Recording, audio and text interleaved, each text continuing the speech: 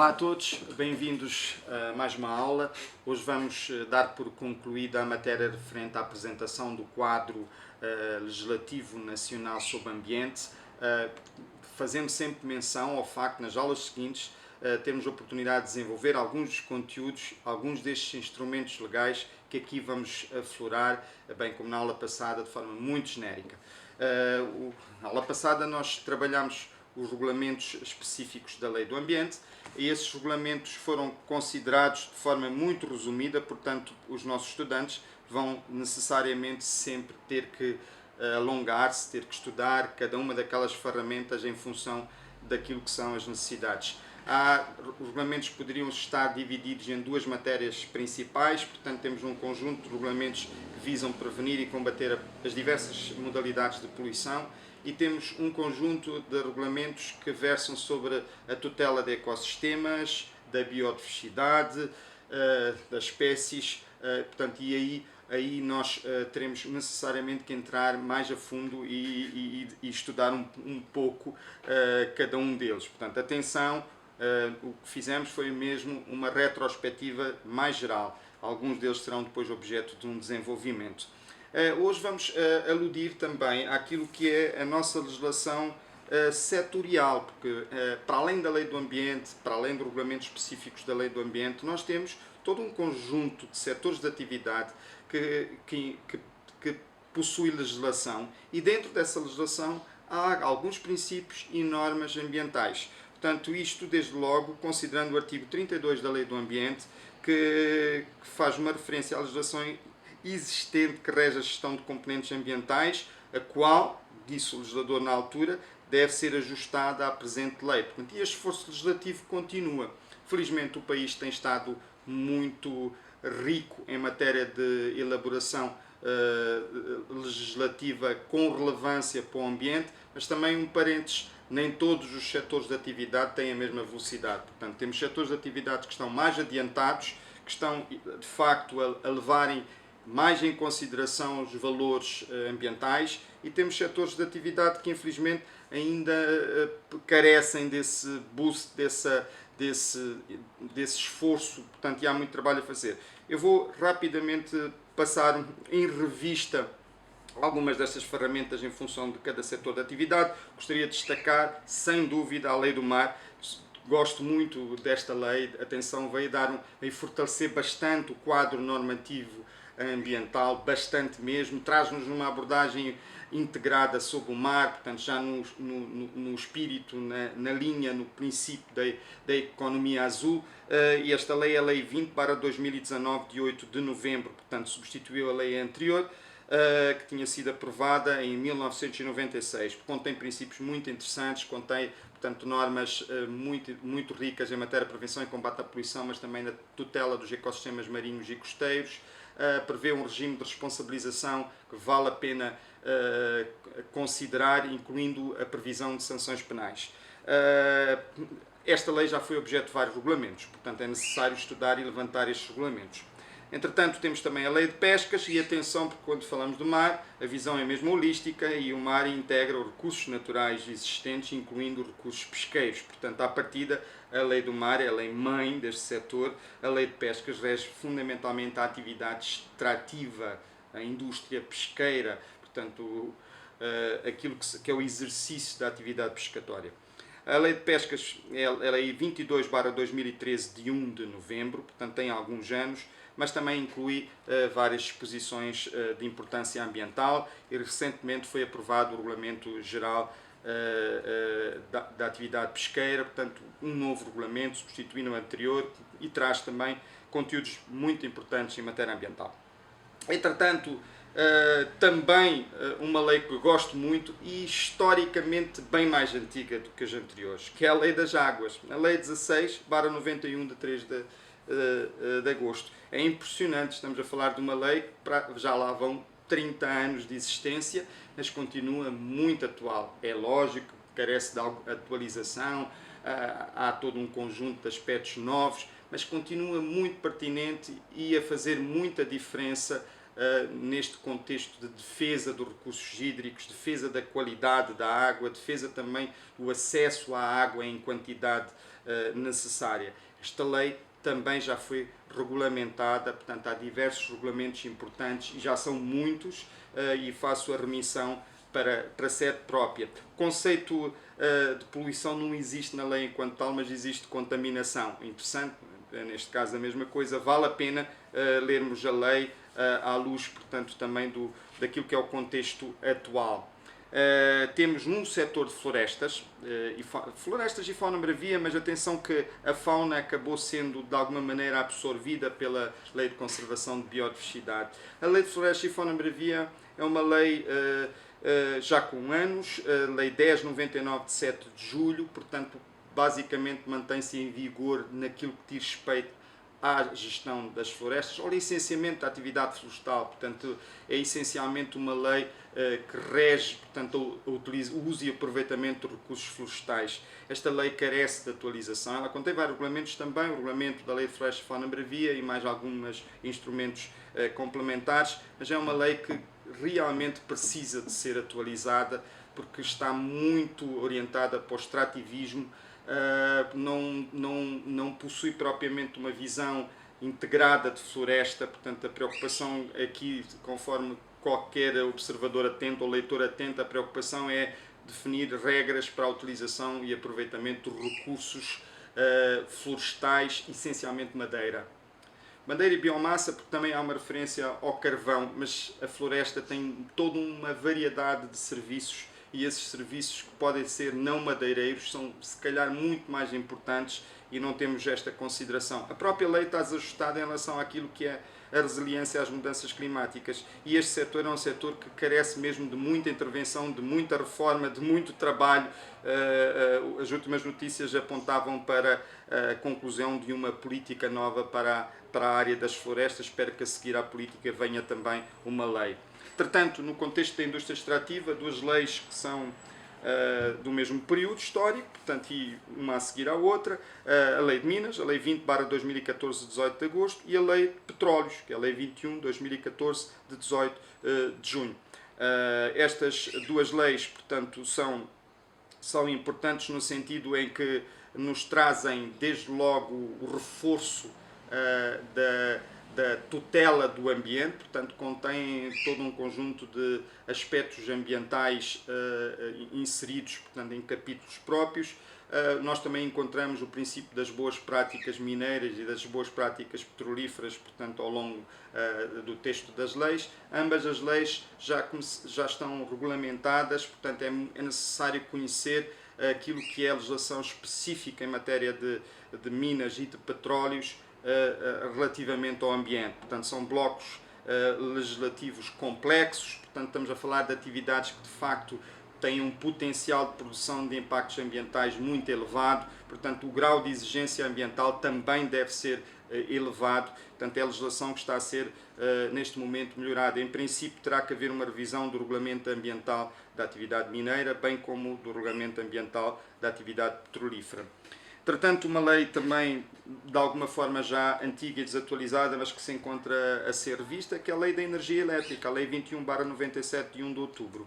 Esta lei, efetivamente, está desajustada, tinha uma perspectiva também de uso e aproveitamento da energia elétrica e da sua canalização aos lares, portanto, às cidades, às vilas, portanto, toda esta questão da rede de transmissão, mas a energia é muito mais do que isso, portanto, o problema energético é um problema bastante complexo também. Hoje temos toda esta realidade das energias alternativas, as energias não poluidoras, das fontes locais sustentáveis de energia, da questão de fazer chegar energia aos moçambicanos. Portanto, grande parte dos moçambicanos depende ainda de lenha e carvão, estamos a falar de cerca de 80%, portanto é necessário criar princípios e normas para efetivamente revolucionar todo um setor energético.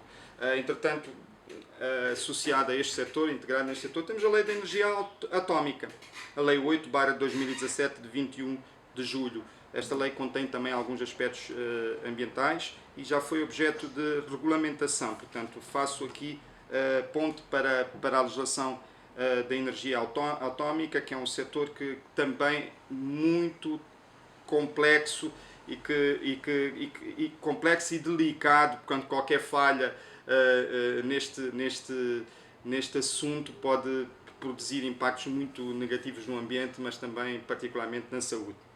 A lei dos investimentos, portanto aquilo que é o setor de investimentos, que é a lei 3/93 de 24 de junho, desde logo condicionando os investimentos que possam causar impactos ambientais pela sua natureza, localização ou dimensão significativos à avaliação de impacto ambiental. Portanto, entretanto, a lei já tem bastantes anos, portanto, qualquer alteração que venha a acontecer vai ter que implicar, sem dúvida, sempre considerar a temática ambiental. Muito importante é a nova lei do Sistema Nacional de Educação, a Lei 18/2018, de 28 de dezembro. Traz-nos como um dos grandes objetivos do Sistema Nacional de Educação a promoção da cidadania ambiental. Portanto, está aqui claramente, expressamente, o objetivo da educação ambiental que deve ser perseguido através de todo o Sistema Nacional de Educação, incluindo os subsistemas que a lei prevê, portanto, o ensino primário, ensino secundário, ensino técnico ou profissional, o ensino para adultos. Portanto, há todo um conjunto de aspectos ambientais que tem que entrar na educação para nós podermos produzir mudança, e nada melhor do que uma perspectiva e uma abordagem de cidadania. A Lei de Terras, Lei 19/97 de 1 de outubro, contém também uma visão ambiental, mas muito cingida à definição de zonas de proteção parcial e às zonas de proteção total. Dentro das zonas de proteção total temos as áreas de conservação, dentro das zonas de proteção parcial temos todo um conjunto de parcelas contíguas aos rios, contíguas, portanto, junto ao mar, nas nascentes de água, etc., que são criadas por razões que podem ser consideradas ecológicas. No entanto, considero que esta lei precisa de ser aprimorada, melhorada em sede de revisão na temática ambiental. Nós sabemos hoje que qualquer alocação de direitos de uso e aproveitamento da terra não está condicionada ao respeito de princípios e regras de boa gestão ambiental. Portanto, está aqui um desfazamento entre a legislação do ambiente e a legislação de terras. No entanto, interessante, a lei do ambiente, a lei 20/97, a lei de terras, a lei 19/97. Portanto, faltou aqui, creio eu, um maior alinhamento, uma maior harmonização. Portanto, e esta lei e os respectivos regulamentos precisam de ser reforçadas e fortalecidas na abordagem ambiental. Infelizmente, muita destruição está a acontecer hoje, perpetrada por titulares do DUAT. Uma lei muito boa em termos ambientais é a Lei do Turismo, a Lei 4/2004, 17 de junho. Bastante rica, quer em princípios, quer a nível de normas, e já foi objeto de todo um conjunto de regulamentos. Destaca em especial o regulamento sobre o ecoturismo, portanto, contendo aqueles que são os grandes pilares do ecoturismo, um turismo baseado na natureza, portanto, com respeito pela natureza. Portanto, a lei do turismo em si, ela impõe obrigações ao turista, mas também ao setor, e a dimensão ambiental é uma dimensão bastante rica e digna de referência. Uma lei muito antiga é a Lei do Património Cultural, a Lei 10/88, 22 de dezembro, já foi regulamentada também, quer no património arqueológico, quer naquilo que é o chamado património edificado. Esta lei integra na lista de bens culturais, materiais, imóveis, integra os elementos naturais. Portanto, para além dos monumentos, dos conjuntos, dos locais ou sítios, temos também os elementos naturais. Portanto, temos áreas naturais, áreas paisagísticas, incluindo, por exemplo, as áreas de conservação, podem ser considerados bens de património cultural. Portanto, há aqui uma relação intrínseca entre património cultural e ambiente. E através do património cultural podemos promover a tutela do ambiente também. Nada melhor exemplo que a ilha de Moçambique não deve existir, porque a ilha não é só aquele conjunto de edifícios históricos, não é só aquele lugar que é património mundial, mas é também toda aquela paisagem natural, todo aquele esplendor existente à volta, incluindo as ilhas próximas de Sena, Goa e Sete Paus, que são maravilhosas. A lei do trabalho também, por causa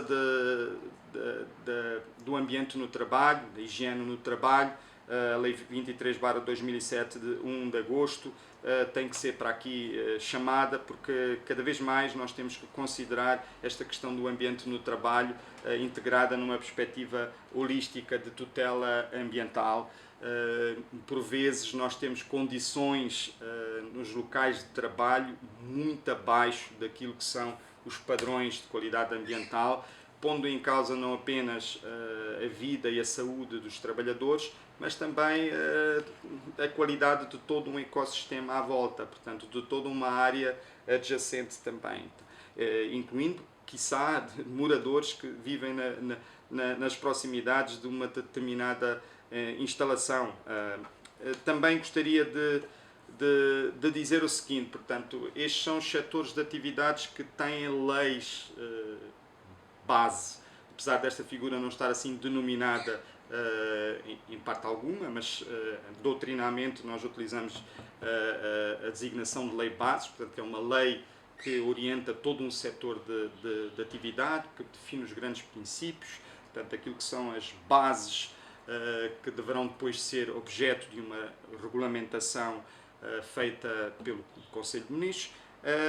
Estes setores têm as suas leis, umas mais atuais do que outras, mas de facto nós não temos ainda, em alguns setores, leis aprovadas. Então vou rapidamente fazer referência ao setor de saúde, atenção à saúde pública, atenção à relação intrínseca com o ambiente, mas tenho conhecimento que está a ser desenhada, elaborada, uma lei base sobre a saúde pública. Os setores de comércio e indústria têm regulamentos, mas não contêm leis base. Portanto, existe alguma legislação de comércio e indústria que inclui aspectos ambientais, mas considero que há necessidade de um fortalecimento. Daí também a importância de uma lei base que defina, entre outros aspectos, a preocupação do ambiente que deve acontecer em cada setor. Comércio, indústria. Transportes, apesar da existência, por exemplo, de uma lei da aviação civil e de um código de estrada que rege uma parte do transporte, nós não temos, infelizmente, uma lei para o setor, uma lei bases para o setor de transportes. Então, encontramos efetivamente um subsetor muito mais adiantado, que é a aviação, alguma coisa no setor rodoviário, transportes, mas no marítimo menos, e no ferroviário praticamente nada. Tem aqui a abordagem ambiental, tem que também ser uma abordagem muito forte, dado o impacto ambiental que o setor tem no ambiente e na saúde pública. Construções. A construção em si é um dos setores mais conservadores que nós temos no país.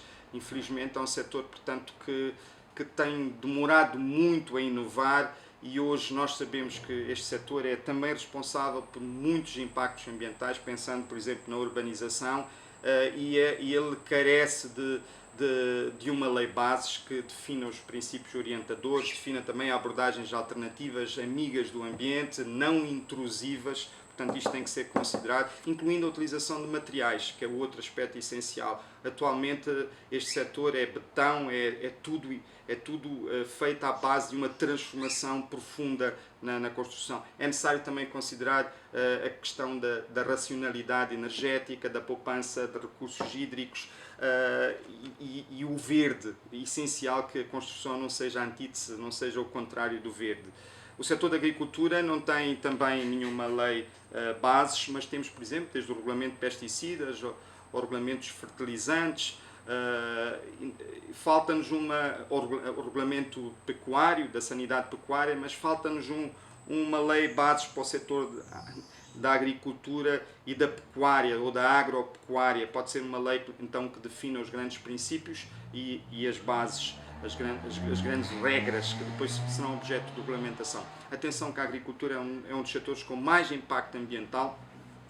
Angola, num contexto de direito comparado, Angola tem uma lei que rege o setor da agricultura muito rica, e desde logo integra, por exemplo, normas que consideram que toda a atividade agrícola deve respeitar a biodiversidade, a água e os solos. Muito interessante esta abordagem. Portanto, vale a pena visitar a lei da Agricultura da República de Angola, está disponível na internet. Finalmente, estradas, portanto, estradas, mobilidade, portanto, as estradas também e têm regulamentos, mas tem que haver, creio eu, uma lei que defina aquilo que são